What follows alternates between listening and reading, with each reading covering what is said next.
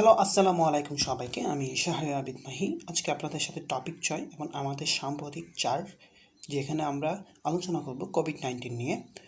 তো আশা করছি যারা এখনও আমাদের চ্যানেলটি সাবস্ক্রাইব করেননি তারা আমাদের চ্যানেলটি সাবস্ক্রাইব করে দেবেন, এবং যারা আমাদের চ্যানেলটি সাবস্ক্রাইব করেছেন তাদের সবাইকে জানাই ধন্যবাদ। তো let's get into the intro and then let's get into the topic.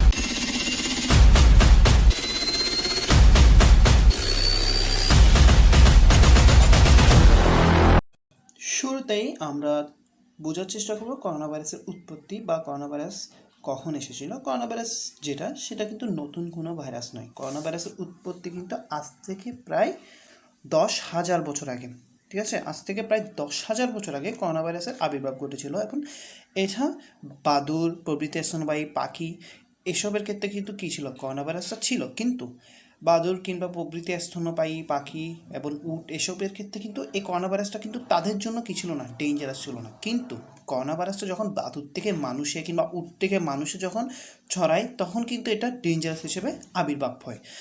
এখন করোনা ভাইরাস বাদুড় থেকে যেহেতু মানুষে ছড়াচ্ছে, অর্থাৎ বাদুড় হচ্ছে করোনা ভাইরাসের আদি পোষক এবং মানুষ হচ্ছে করোনা ভাইরাসের নতুন পোষক, সেই হিসেবে এই জিনিসটাকে বলা হয়, অর্থাৎ এক ভাইরাস আদি পোষক দেহ থেকে যখন নতুন পোষক দেহে কি হয়, স্থানান্তরিত হয়, তখন এই জিনিসটাকে বলা হয় ইমার্জিং ভাইরাস, যেটা কিসের ক্ষেত্রে হয়েছে, করোনা ভাইরাসের ক্ষেত্রে হয়েছে। শুধু করোনা ভাইরাস নয়, এটা আরও বিভিন্ন রোগ যেমন এইডস কিংবা অন্যান্য আরও যেসব রোগ আছে ভাইরাস ঘটিত, এসবের ক্ষেত্রেও কিন্তু করোনা ভাইরাস, এই যে ইমার্জিং ভাইরাস সেটা কিন্তু কী হয়, দেখা যায়। এরপরে যে জিনিসটা সেটা হচ্ছে করোনা ভাইরাসের বিভিন্ন প্রজাতি, ঠিক আছে। করোনা ভাইরাসের বেশ কিছু প্রজাতি রয়েছে, যেহেতু করোনা ভাইরাস আজ থেকে প্রায় 10,000 বছর আগে সৃষ্ট একটা ভাইরাস, এবং এই করোনা ভাইরাসকে সংক্ষেপে কী বলা হয়, কপ, এবং এটার প্রায় 200টা প্রজাতি রয়েছে। কিন্তু 200টা প্রজাতির মধ্যে সবগুলো কিন্তু মানুষের জন্য কি হুমকি নয়, কিংবা সবগুলো প্রজাতি মানুষকে আক্রান্ত করে না। 60টার মতো প্রজাতি করোনা ভাইরাসের কী করে মানুষকে আক্রান্ত করে, যার মধ্যে 3টা প্রজাতি কিন্তু মানুষের জন্য মারাত্মক। 3টা প্রজাতি কী কী, একটা হচ্ছে সার্স, আরেকটা হচ্ছে মার্স, এবং আরেকটা হচ্ছে কোভিড-19। সার্সটা কি, সার্সটা হচ্ছে সিভিয়ার অ্যাকিউট রেসপিরেটরি সিন্ড্রোম। এটার সার্সের ফুল ফর্ম হচ্ছে সিভিয়ার অ্যাকিউট রেসপিরেটরি সিন্ড্রোম, এবং সার্সটা প্রথম দেখা যায় হচ্ছে 2002-তে, অর্থাৎ 2002 সালে সার্সটা প্রথম দেখা যায়। এবং কোন দেশে দেখা যায়, এটা দেখা যায় চীনে এটা বাদুড় থেকে মানুষে সংক্রমিত হয়েছিল। এমনকি এটার যে ডেথ রেটটা আজকের যুগের কোভিড-19 থেকেও বেশি ছিল। এটাতে প্রায় 8,000-এর মতো কেসেস পাওয়া গিয়েছিল, এখন 774 জন মানুষ এটাতে মারা গিয়েছিল, অর্থাৎ ডেথ রেট সেটা প্রায় 10%। এরপরে 2016-তে পাওয়া যায় হচ্ছে মার্স বা মিডল ইস্ট রেসপিরেটরি সিন্ড্রোম। এটা পাওয়া গেল মিডল ইস্টের কান্ট্রিতে। এটা মূলত বাদুড় থেকে উট থেকে মানুষে ছড়ায়। এরপর আমাদের যেটা 2019 সালের ডিসেম্বরে চীনের উহানে যেটা প্রথম দেখা যায়, সেটা হচ্ছে বর্তমান কোভিড-19, ঠিক আছে। তাহলে করোনা ভাইরাসের প্রায় 200টা প্রজাতি, যার মধ্যে মানুষকে আক্রান্ত করতে পারে 60টার মতো, এবং 3টা প্রজাতি মানুষের জন্য মারাত্মক। এরপর আমরা আসবো করোনা ভাইরাসের নামকরণ নিয়ে। করোনা ভাইরাসটা কেন, যে একটা ভাইরাসের নাম কেন করোনা ভাইরাস দেওয়া হলো, সেই জিনিসটা এখানে আমরা বোঝার চেষ্টা করবো। আমরা যদি এই ছবিটা যদি দেখি আমরা দেখবো এই যে এর কিন্তু একটা লাল যে দাগটা, যেটাকে মূলত হলো স্পাইক প্রোটিন। এই স্পাইক প্রোটিনটা দেখতে কিন্তু একটা রাজকীয় গঠন, অর্থাৎ মুকুটের মতো মনে হচ্ছে, এবং যেই কারণে মুকুটের প্রতিশব্দ হচ্ছে করোনা। এই মুকুটের প্রতিশব্দ করোনা থেকে এর নামটা হয়েছে করোনা ভাইরাস। এখন এই যে স্পাইক প্রোটিন এবং এর চারপাশে যে মুকুটের মতো গঠনটা, এটা নিয়ে আমরা পরবর্তীতে আরেকটা স্লাইডে কী করার চেষ্টা করব, বোঝানোর চেষ্টা করব। এখন বর্তমান যে কোভিড-19, এটার নাম কেন কোভিড-19 দেওয়া হয়েছে, তাহলে শুরুতেই করোনা থেকে এসেছে CO বা কো, ভাইরাস থেকে VI, ডিজিজ থেকে D, এবং 2019 সালে এটা ফার্স্ট চীনের ওহানে ডিসেম্বরে এটা দেখা যায় একজন মানুষকে আক্রান্ত করে, যে কারণে এটার নাম হয়েছে কি কোভিড-19। এরপর আমরা চেষ্টা করবো করোনা ভাইরাসের লক্ষণ নিয়ে বোঝার। আচ্ছা, করোনা ভাইরাসের শুধু এই 5টা লক্ষণ না, আরও বেশ কিছু লক্ষণ কিন্তু করোনা ভাইরাসের কিন্তু দেখা যেতে পারে। অনেক বিভিন্ন মানুষের ক্ষেত্রে করোনা ভাইরাসের লক্ষণ বিভিন্ন হতে পারে। এছাড়া করোনা ভাইরাসের ভেরিয়েন্ট ভেদেও কিন্তু লক্ষণের চেঞ্জ হতে পারে, যেমন যেটা ডেল্টা ভেরিয়েন্ট যেটা বলা হচ্ছে, বর্তমান যে ভেরিয়েন্টের কথাবার্তা চলছে ডেল্টা ভেরিয়েন্ট, সেই ডেল্টা ভেরিয়েন্টে খাদ্যের স্বাদ হারানো এই লক্ষণটা দেখা যায় না, কিন্তু যেটা অরিজিনাল করোনা ভাইরাস সেটার ক্ষেত্রে কিন্তু কি খাদ্যের স্বাদ হারানো লক্ষণটা কি দেখা যায়। তাহলে সাধারণ সর্দি কাশি জ্বর থাকতে পারে, এটা হচ্ছে নর্মাল লক্ষণ। এটা আপনার যে করোনা ভাইরাস থাকলেই হবে সেটা কিন্তু না, এটা আপনার যে কোনো টাইমে হতে পারে, সিজন চেঞ্জের কারণেও কিন্তু অনেকের সর্দি কাশি জ্বর হতে পারে, কারো কারো ক্ষেত্রে ডায়রিয়া থাকতে পারে, এটা হচ্ছে মাইল্ড, কারণ এটা সবার ক্ষেত্রে হয় না। ক্লান্তি ভাব থাকতে পারে, এটাও মাইল্ড। কিন্তু শ্বাসকষ্ট, শ্বাসকষ্ট হচ্ছে সিরিয়াস লক্ষণ। এখানে আমি তিনটা জিনিস আপনাদের একটা বোঝানোর চেষ্টা করি। একটা হচ্ছে নর্মাল লক্ষণ, একটা হচ্ছে সিরিয়াস লক্ষণ, আরেকটা কি, আরেকটা হচ্ছে মাইল্ড লক্ষণ। নর্মাল লক্ষণ বলতে হচ্ছে এটা সাধারণ ব্যাপার, সাধারণ, যেমন সাধারণ সর্দি কাশি জ্বর থাকতে পারে, খাদ্যের স্বাদ হারাতে পারে, এটা হচ্ছে নর্মাল। ক্লান্তিভাব এবং ডায়রিয়া এটা হচ্ছে মাইল্ড, অর্থাৎ এটা সবার ক্ষেত্রে দেখা যায় না। মাইল্ড কেসেসে এটা দেখা যায়, অর্থাৎ মৃদু কেসেসে এটা দেখা যায় ক্লান্তিভাব এবং কি ডায়রিয়া। এবং শ্বাসকষ্ট, যেটা শ্বাসকষ্ট হচ্ছে সিরিয়াস, অর্থাৎ শ্বাসকষ্ট থাকলে আপনার থেকে মোটামুটি ধরে নিতে হবে যে করোনা ভাইরাসের লক্ষণ দেখা যাচ্ছে। সেক্ষেত্রে আপনাকে ডাক্তারের পরামর্শ নিতে হবে। অন্যান্য লক্ষণ থাকলেও আপনাকে কী করতে হবে, ডাক্তারের পরামর্শ নিতে হবে এবং করোনা ভাইরাস টেস্ট করতে হবে। এরপরে যদি আমরা যাই, এরপরে হচ্ছে বিশ্বের সংক্রমণ, বিশ্বে কীভাবে করোনা ভাইরাসটা ছড়িয়ে পড়েছে। করোনা ভাইরাস না, আসলে কোভিড-19 ছড়িয়ে পড়েছে। করোনা ভাইরাস তো 10,000 বছর আগেই ছিল, এরপরে সার্স আসছে, মার্স আসছে, আমাদের এখন আসলো কোভিড-19। আচ্ছা, চীনের উহানে প্রথম আক্রান্ত হয়েছিল এই যে কোভিড-19 যেটা, সেটা হচ্ছে ডিসেম্বরের শেষের দিকে হচ্ছে প্রথম রোগী পাওয়া যায় চীনের উহানে, এবং সেটা জানুয়ারির শেষের দিকে মোটামুটি পুরো চীনের দিকে ছড়িয়ে পড়ে। এরপর চীনের বাইরে ভাইরাসটা প্রথম পাওয়া যায় কোথায়, থাইল্যান্ডে। চীনের বাইরে ভাইরাসটা পাওয়া যায় প্রথম থাইল্যান্ডে, এবং ইউরোপের দেশগুলোর মধ্যে ভাইরাসটা প্রথম পাওয়া যায় কোথায়, ফ্রান্সে। কিন্তু ফ্রান্সে পাওয়া গেল, ইউরোপের দেশগুলোর মধ্যে সবচেয়ে বেশি ক্ষতিগ্রস্ত হয়েছিল ইতালিতে অনেক বেশি আকারে ছড়িয়ে পড়েছিল ভাইরাসটা। এবং চীনের বাইরে পাওয়া যায় প্রথম কোথায়, থাইল্যান্ডে। মানে এশিয়ার মধ্যে চীনের পরে তখন বেশি আক্রান্ত হচ্ছিল কোথায়, সাউথ কোরিয়ায়। এরপর হচ্ছে আপনার পরবর্তীতে হচ্ছে আপনার আমেরিকাতে অনেক বেশি পরিমাণে ছড়িয়ে পড়ে, এবং বর্তমানে হচ্ছে ইন্ডিয়া, এর বাইরে ব্রাজিল, সাউথ আফ্রিকা, এসব দেশেও কিন্তু ভাইরাসটা প্রচুর পরিমাণে ছড়ায়। এবং বৈশ্বিক জরুরি অবস্থা ঘোষণা করা হয় 30 জানুয়ারি 2020। এটা সাম্প্রতিকের জন্য ইম্পর্টেন্ট, সাধারণ জ্ঞানের জন্য। এবং বৈশ্বিক মহামারী ঘোষণা করা হয় 11 মার্চ 2020। এই দুটো জিনিস ঘোষণা করে কে, WHO, অর্থাৎ ওয়ার্ল্ড হেলথ অর্গানাইজেশন। এই দুইটা জিনিস ঘোষণা করে। বৈশ্বিক জরুরি অবস্থা ঘোষণা করা হয় কবে, 30 জানুয়ারি 2020, এবং বৈশ্বিক মহামারী কবে ঘোষণা করা হয়, 11 মার্চ 2020। এরপরে যেটা হচ্ছে বাংলাদেশের সংক্রমণ, আমরা এর আগে সাইডে পড়েছি কি, বিশ্বে সংক্রমণ। এখন হচ্ছে বাংলাদেশের সংক্রমণ। বাংলাদেশে প্রথম করোনা রোগী শনাক্ত হয়েছিল 8 মার্চ। বৈশ্বিক মহামারী ঘোষণা করা হয়েছিল কবে, 11 মার্চ। বাংলাদেশে প্রথম করোনা রোগী শনাক্ত হয় 8 মার্চ, প্রথম করোনার রোগী মারা যায় 18 মার্চ, এবং প্রথম লকডাউন দেওয়া হয়েছিল 26 মার্চ। প্রথম করোনা রোগী ছিল মূলত ইতালি ফেরত কিছু বাংলাদেশি, এবং মূলত 3 জন ছিল, যার মধ্যে 2 জন ছিল ইতালি ফেরত, এবং আরেকজন ছিল তাদের কন্ট্যাক্টে বা তাদের স্পর্শে থাকা একজন। এবং প্রথম রোগী মারা যায় 18 মার্চ, প্রথম লকডাউন দেওয়া হয়েছিল কবে, 26 মার্চ। বর্তমানে বাংলাদেশে কিন্তু করোনা ভাইরাসের কেস যেহেতু চেঞ্জিং হচ্ছে, সেহেতু আমি ইন টোটাল কেস কতজন মারা যাচ্ছে সেটা কিন্তু অ্যাড করিনি, কারণ হচ্ছে এটা চেঞ্জিং, এটা প্রতিনিয়ত চেঞ্জ হচ্ছে।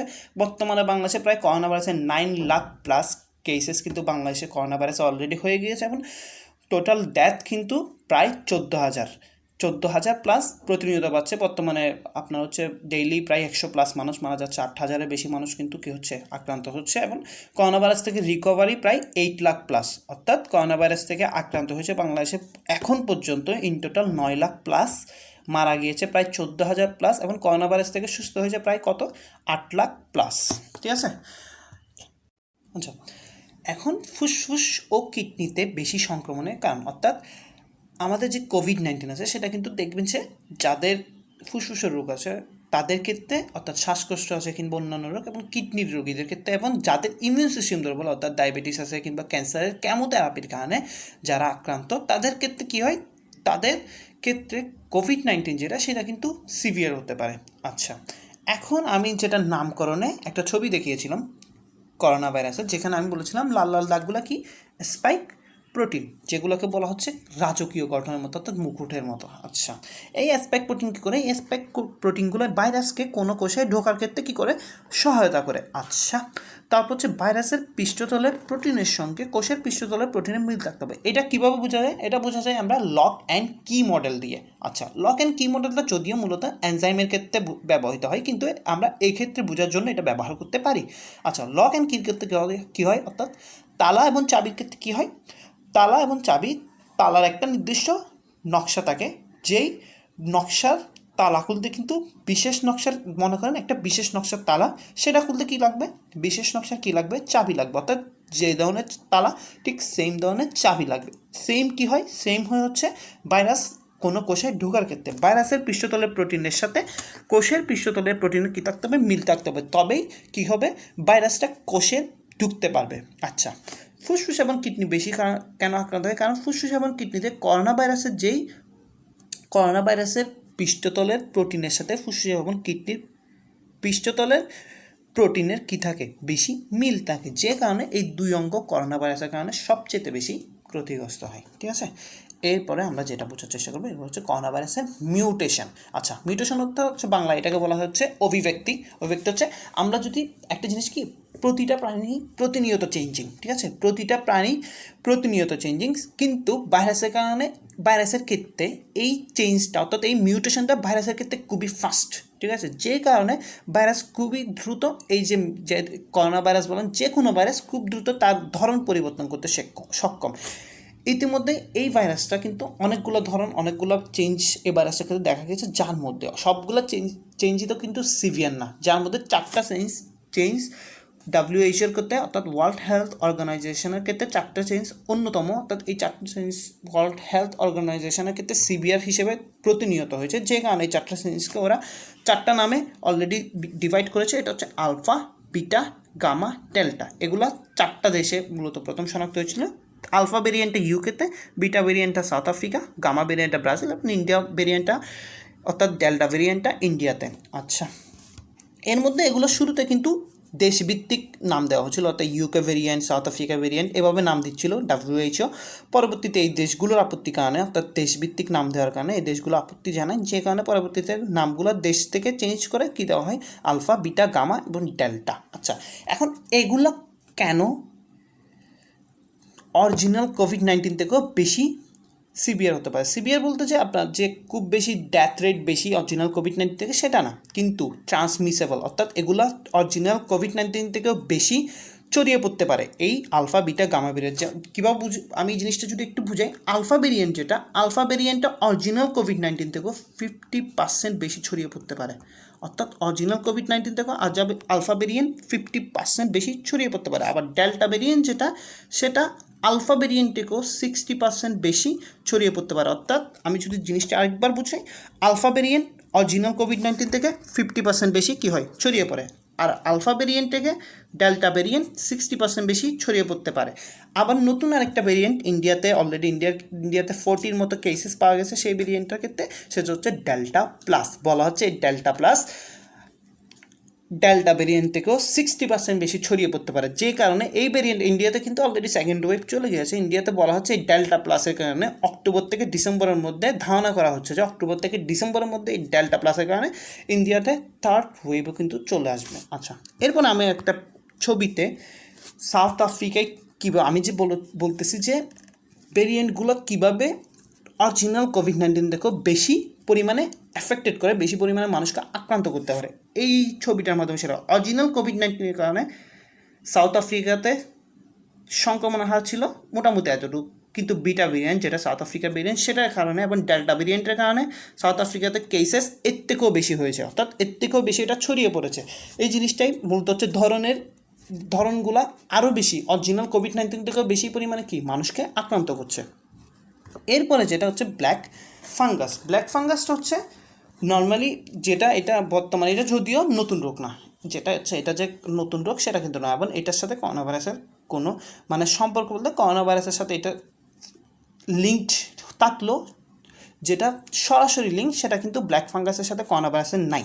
আচ্ছা, ব্ল্যাক ফাঙ্গাসের অপর নাম হচ্ছে মিউকরমাইকোসিস। ঠিক আছে, ব্ল্যাক ফাঙ্গাসের অপর নাম কি, মিউকরমাইকোসিস। এই রোগটা কিন্তু খুবই রেয়ার একটা রোগ। ঠিক আছে, প্রতি মিলিয়ন অর্থাৎ প্রতি 10 লক্ষ মানুষের মধ্যে এই রোগটা 2 জন মানুষের, অর্থাৎ এত রেয়ার এই রোগটা। ঠিক আছে, মূলত যাদের ইমিউন সিস্টেম দুর্বল তাদের ক্ষেত্রে এই রোগটা হতে পারে। তো এখন মূলত রোগটা কোথায় পাওয়া যায়, মাটি, উদ্ভিদ, নষ্ট সবজি, ফল প্রভৃতিতে এই রোগটা পাওয়া যায়। ব্ল্যাক ফাঙ্গাস হচ্ছে মূলত ওই যে আমরা যে অনেক সময় যেটাকে ব্যাঙের ছাতা বলি সেটাই হচ্ছে মূলত ফাঙ্গাস। আচ্ছা, এটা হচ্ছে একটা ছবি আর কি, এই যে ব্ল্যাক ফাঙ্গাসের। তো এই ব্ল্যাক ফাঙ্গাস কাদের জন্য মারাত্মক? এই ব্ল্যাক ফাঙ্গাস হচ্ছে যাদের ইমিউন সিস্টেম দুর্বল, লাইক কোভিড-19 মতো হচ্ছে যাদের ইমিউন সিস্টেম দুর্বল, অর্থাৎ যাদের ডায়াবেটিস আছে কিংবা ক্যান্সারের কেমোথেরাপির কারণে যাদের ইমিউন সিস্টেম একটু দুর্বল বা মোটামুটি দুর্বল, তাদের ক্ষেত্রে ব্ল্যাক ফাঙ্গাস কী হতে পারে, মারাত্মক হতে পারে। আচ্ছা, এটা সাধারণত কোথায় আক্রমণ করে? চোখ, সাইনাস, ব্রেইন, নাক। এমন আপনার কয়েকটা ছবি দেখবেন ইন্ডিয়াতে কিংবা বাংলাদেশেও কয়েকটা কেসেস পাওয়া গেছে রিসেন্টলি, যে চোখ চোখ যেটা চোখে ইফেক্টেড করেছে, এবং যেখানে অনেকে কিন্তু চোখ হারিয়ে ফেলেছে এই ব্ল্যাক ফাঙ্গাসের কারণে। আচ্ছা, এখন এই ব্ল্যাক ফাঙ্গাসের সাথে কোভিড-19 সম্পর্কে কি? সত্যি বলতে ব্ল্যাক ফাঙ্গাস যেটা সেটা কিন্তু আগে থেকে ছিল, তবে যাদের ক্ষেত্রে কোভিড কেসেস হয় তাদের জন্য ব্ল্যাক ফাঙ্গাসটা মারাত্মক হতে পারে, কারণ কোভিডের কারণে কিন্তু আপনার ইমিউন সিস্টেম কী হবে, দুর্বল হয়ে যাবে। আচ্ছা, এখন কোভিডের কারণে আপনার ইমিউন সিস্টেম যখন দুর্বল হয়ে যাবে, আমি এটা কি বলছি, যাদের ইমিউন সিস্টেম দুর্বল তাদের ক্ষেত্রে কি ব্ল্যাক ফাঙ্গাস মারাত্মক। এখন কোভিডের কারণে আপনার ইমিউন সিস্টেম যখন দুর্বল হবে, তখন ব্ল্যাক ফাঙ্গাসের কিন্তু আপনাকে অ্যাটাক করা কী হয়ে যাবে, ইজি হয়ে যাবে। ইভেন ইন্ডিয়াতে একটা সার্ভের মাধ্যমে দেখা গেছে, ইন্ডিয়াতে যাদের ব্ল্যাক ফাঙ্গাস হয়েছে তাদের ক্ষেত্রে দেখা গেছে, রিসেন্টলি যাদের ব্ল্যাক ফাঙ্গাস হয়েছে তাদের ক্ষেত্রে দেখা যাচ্ছে যে 85% মানুষের ক্ষেত্রে 85% ক্ষেত্রে ব্ল্যাক ফাঙ্গাসের যারা আক্রান্ত হয়েছে রিসেন্টলি, তাদের ক্ষেত্রে 85%-এর ক্ষেত্রে দেখা গেছে যে তাদের আগে কোভিড-19 ছিল। কোভিডের কারণে তাদের কি ইমিউন সিস্টেমটা দুর্বল হয়ে গেছে, যে কারণে তাদের কি হয়েছে, ব্ল্যাক ফাঙ্গাসের মতো একটা রিয়ার এবং একটা মারাত্মক রোগে কিন্তু তারা আক্রান্ত হয়ে গিয়েছে।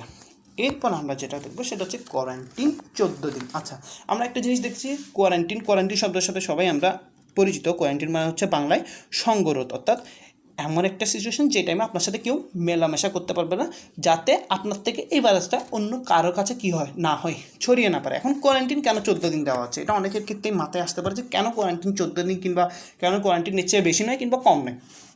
কারণ হচ্ছে করোনা ভাইরাসের যেটা শক্তিকাল সেটা হচ্ছে 2 থেকে 14 দিন, অর্থাৎ আপনি যদি করোনা ভাইরাসে আক্রান্ত হন অন্য কারো থেকে, সেটা আপনার লক্ষণগুলো প্রকাশ পাওয়ার জন্য, অর্থাৎ করোনা ভাইরাসের যে লক্ষণগুলো আগে পড়িয়েছি, সর্দি, কাশি কিংবা ডায়রিয়া কিংবা কারো কারো ক্ষেত্রে টেস্ট নষ্ট হয়ে যাওয়া, এইসবগুলো লক্ষণগুলো প্রকাশ পাওয়ার জন্য আপনার কমপক্ষে 2 দিন এবং সর্বোচ্চ 14 দিন লাগতে পারে। যেই কারণে কোয়ারেন্টিন কতদিন করা হয়েছে, 14 দিন করা হয়েছে। ইতিমধ্যে আমরা যারা বিদেশ থেকে এসেছি তাদের ক্ষেত্রে দেখেছি যে কোয়ারেন্টিন 14 দিন করে সরকার বাধ্যতামূলক করে দিয়েছিল। আচ্ছা, এই স্লাইডে আমরা বোঝার চেষ্টা করব ভ্যাকসিন নিয়ে। ইতিমধ্যে বেশ কিছু ভ্যাকসিন কিন্তু আমাদের তৈরি হয়েছে, তবে আমরা এখানে 2টা ভ্যাকসিন নিয়ে আলোচনা করবো। একটা হচ্ছে ফাইজার আর একটা হচ্ছে অক্সফোর্ড।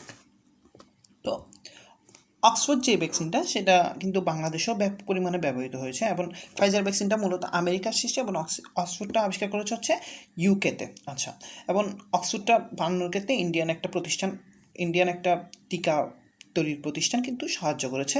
এখন এদের ক্ষেত্রে একটা বেস্ট যেই পার্থক্যটা সেটা হচ্ছে অক্সফোর্ডের ক্ষেত্রে ভাইরাল ভেক্টর ব্যবহৃত হয় এবং ফাইজারের ক্ষেত্রে ব্যবহৃত হয় কি, মেসেঞ্জার আরএনএ। আচ্ছা, এখন ভাইরাল ভেক্টর এবং মেসেঞ্জার আরএনএ এখানের মধ্যে পার্থক্য কি? আচ্ছা, আমি যদি একটা উদাহরণ দিয়ে বা এক্সাম্পল দিয়ে বোঝানোর চেষ্টা করি অক্সফোর্ডেরটা, লাইক মনে করেন আমাকে ভ্যাকসিন দেওয়া হলো, অক্সফোর্ডের ভ্যাকসিনটা কী করা হলো, আমাকে দেওয়া হলো। আচ্ছা, অক্সফোর্ডের ভ্যাক্টরে আমাকে কী পুশ করা হচ্ছে, ভ্যাকসিনে বা ইঞ্জেকশনের মাধ্যমে আমাকে পুশ করা হচ্ছে ভাইরাল ভ্যাক্টর। আচ্ছা, এখন ভাইরাল ভ্যাক্টরটা যখন আমার শরীরে পুশ করা হলো, আমার শরীরে মূলত কী পুশ করা হলো, মূলত করোনা ভাইরাসই কী করা হলো, পুশ করা হলো আমার শরীরে অক্সফোর্ডের ভাইরাল ভ্যাক্টরের মাধ্যমে। আচ্ছা, ঠিক কী কারণে আমার শরীরে এটা পুশ করা হলো? আচ্ছা, এটা পুশ করা হয়েছে এই কারণে যে লাইক আমাদের বডি কিন্তু খুবই স্মার্ট, আমাদের বডি অনেক স্মার্ট, এবং আমাদের শরীরে যে কোনো ধরনের ভাইরাস কিংবা যে কোনো ধরনের জীবাণু ব্যাকটেরিয়া ঢুকলে আমাদের বডি সেটার বিরুদ্ধে কার্যকর পদক্ষেপ নিতে পারে, অ্যান্টিবডি তৈরি করে আমাদের বডি সেই জিনিসটার বিরুদ্ধে কার্যকর পদক্ষেপ নেয়। কিন্তু বডিরও একটা লিমিটেশন আছে।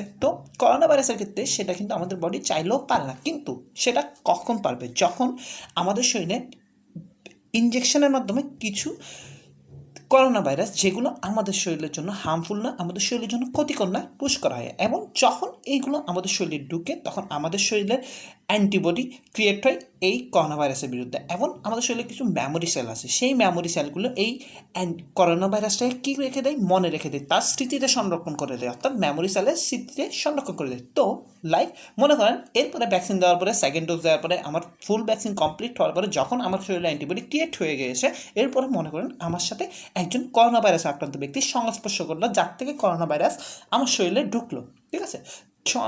তখন যখন করোনা ভাইরাস আমার শরীরে ঢুকবে, তখন আমার শরীরে যে অ্যান্টিবডিটা ক্রিয়েট হয়ে গিয়েছে এই ভাইরাসটার বিরুদ্ধে, সেটা কিন্তু কী হবে, আমার শরীরের মেমোরি সেলের মাধ্যমে ওই যেই অ্যান্টিবডিগুলো সেগুলো কী হবে, অ্যাক্টিভ হয়ে যাবে, যার ফলে যে করোনা ভাইরাসটা ঢুকলো সেটার বিরুদ্ধে আমার শরীর কী করতে পারবে, আমার স্মার্ট বডি কী করতে পারবে, অ্যাকশন নিতে পারবে। আচ্ছা, এটা হচ্ছে অক্সফোর্ডের ভাইরাসটার ক্ষেত্রে, যেটাতে কী করা হয়, ভাইরাল ভেক্টর ব্যবহৃত হয়। এখন মেসেঞ্জার আরএনএর ক্ষেত্রে কী করা হয়, মেসেঞ্জার আরএনএর ক্ষেত্রে আপনার শরীরে কোনো ধরনের ভাইরাস কিন্তু কী করা হয় না, পুশ করা হয় না বা ইঞ্জেকশনের মাধ্যমে ঢুকানো হয় না। সেখানে কী ঢুকানো হয়, মেসেঞ্জার আরএনএ ঢুকানো হয়। মেসেঞ্জার আরএনএ হচ্ছে আরএনএর বিভিন্ন ভাগের মধ্যে এক ধরনের, আরএনএর বিভিন্ন ভাগ রয়েছে, জেনেটিক্যাল আরএনএ রয়েছে, রাইবোজোমাল আরএনএ রয়েছে, মেসেঞ্জার আরএনএ রয়েছে, আরও বেশ কিছু আরএনএ রয়েছে।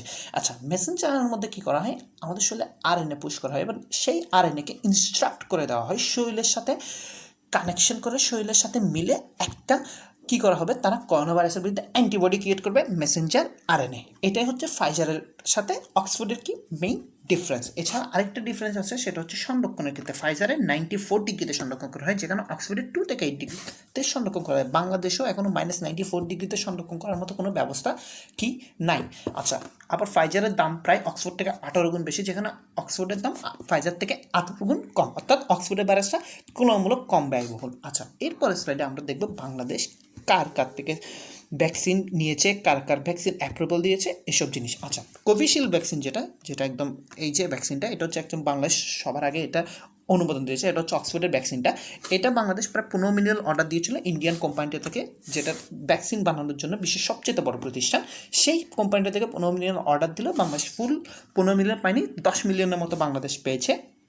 আচ্ছা, এই 10 মিলিয়নের মতো বাংলাদেশ কার থেকে পেয়েছে, কোভিশিল্ড থেকে। তো এখন ইন্ডিয়ার নিজেদের সিচুয়েশন খারাপ, যে কারণে ইন্ডিয়া চাইলেও বাংলাদেশকে ভ্যাকসিন দিতে পারছে না। তো সেই কারণে বাংলাদেশ কী করলো, সেই কারণে বাংলাদেশ চায়নার একটা কোম্পানির সাথে এখন যোগাযোগ করছে, সেটা হচ্ছে সিনোফার্ম। এই সিনোফার্মের সাথে যোগাযোগ করে চায়নাকেও 15 মিলিয়নের মতো ভ্যাকসিন ডোজ অর্ডার দিয়েছে বাংলাদেশ। এবং ইতিমধ্যে প্রায় 2 মিলিয়নের মতো ডোজ বাংলাদেশ কী পেয়েছে, ওখান থেকে পেয়েছে। তারপর হচ্ছে স্পুটনিক বি, যেটা হচ্ছে রাশিয়ার ভ্যাকসিন, সেটাকেও বাংলাদেশে অ্যাপ্রুভাল দিয়েছে। তারপর হচ্ছে ফাইজার, যেটার কথা বললাম, যেটা বাংলাদেশে বেশ কিছু আসলো।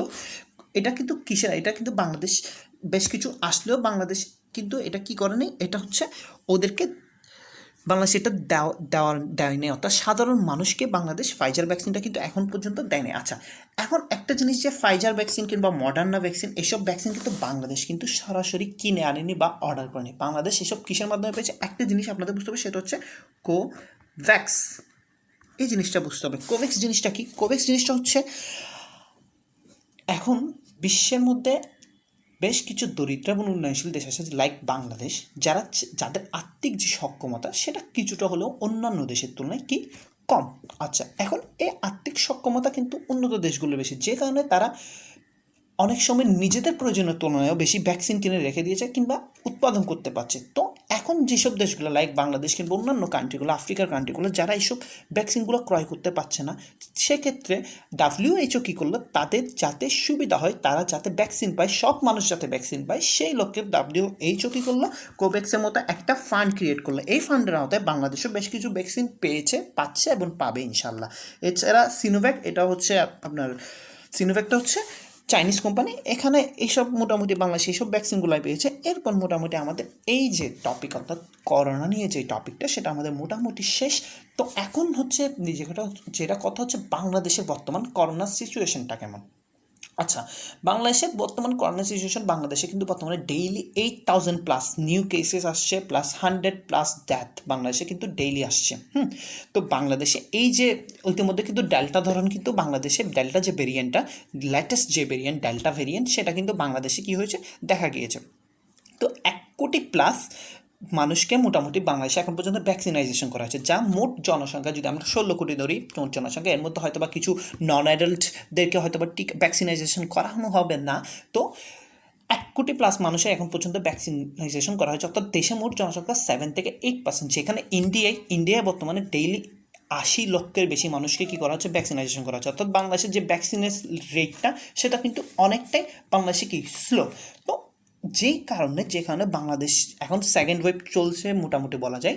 কিন্তু যদি যেমন ইন্ডিয়াতে, আমি যেটা বললাম, ইন্ডিয়াতে কিন্তু অক্টোবর থেকে ডিসেম্বরে আরেকটা ওয়েভ আসতে পারে, থার্ড ওয়েভ যেটাকে বলা হচ্ছে, সেটা ইন্ডিয়াতে আসলে বাংলাদেশেও আসার কিন্তু একটা প্রবাবিলিটি রয়েছে। তো বাংলাদেশের সেক্ষেত্রে প্রিকশনটা কী হতে পারে, বাংলাদেশের প্রিকশনটা হতে পারে যে প্রচুর মানুষকে ভ্যাকসিনাইজেশন করা, প্রচুর মানুষকে ভ্যাকসিনের আওতায় আনা। ঠিক আছে, অলরেডি 1 কোটি মানুষকে ভ্যাকসিনাইজেশন করা হয়েছে, যার মধ্যে 42 লক্ষের মতো মানুষ হচ্ছে 2টা ডোজই কমপ্লিট করেছে, এবং 58 লক্ষের মতো মানুষ ফার্স্ট ডোজ কমপ্লিট করতে, অর্থাৎ মাত্র 7 থেকে 8%। তো প্রচুর মানুষকে ভ্যাকসিনাইজেশন করাইতে হবে, লাইক যেভাবে ইন্ডিয়া এখন ফার্স্ট এবং খুব বেশি মানুষকে ভ্যাকসিনাইজেশন করা হচ্ছে। সো আর কোভিড-19 এই টপিকটা খুবই ইম্পর্টেন্ট, রিসেন্ট টপিকের মধ্যে সবচেয়ে হট টপিক, মাস্ট কোয়েশ্চেন আসবে, ঠিক আছে? তো এটা মাস্ট পড়তে হবে এবং একটু বুঝতে হবে।